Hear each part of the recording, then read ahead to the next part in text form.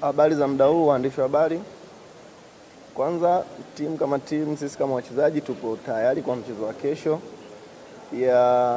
Yanga tunajua Yanga ni timu wa design gani katika nchi yetu, na tunajua strong point za Yanga zipo wapi. Mimi ninaamini katika yale tutakayoenda kuelekezana na walimu wetu, tutacheza kulingana na game plan ya walimu wetu, kwa maana walimu wetu wamekuwa wakifanya kazi kubwa sana. Kwa hiyo sisi kama wachezaji, mimi ninaamini ndio maakta wa mwisho katika uwapa mchezo. Kwa hiyo tutamalizia session ya leo ili madi kuona wale 11 watakaotuwakilisha katika siku ya kesho, lakini tunafahamu tunaenda kucheza mchezo mkubwa katika nchi yetu tuliopo. Kwa hiyo haihitajiki yani motivation kubwa kucheza mchezo kama huu. Kwa hiyo sisi kama wachezaji ninaamini tutajitoa kwa dakika 90 plus ambazo tutapambania Azam FC kupata point 3. Kwanza nimetangulia kusema hapa tunaenda kucheza mchezo mkubwa katika nchi yetu. Kwa hiyo mchezo mkubwa kama hizi dabi tunazoenda kuzicheza against Yanga au Simba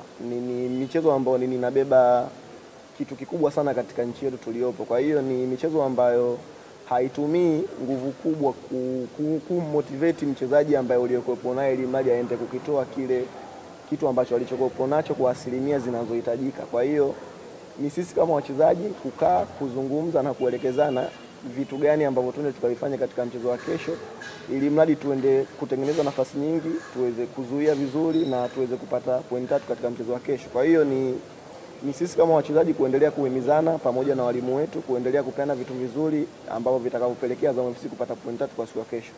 All in all, tunawaheshimu sana Yanga, ni wana timu nzuri, wana muunganiko mzuri kwa sasa hivi, ni watu ambao ukiwaachia chance moja hiyo ni wanaweza kukuzuru nayo. Kwa hiyo ni kuzipunguza hizo kuto kupata chance na mazuri yao kuwafanya kuwa mabaya katika siku ya kesho. Kwa hiyo ni sisi kama wachezaji kupambana katika hizo dakika 90 plus na hatimaye Azam FC aweze kupata point 3 katika siku ya kesho.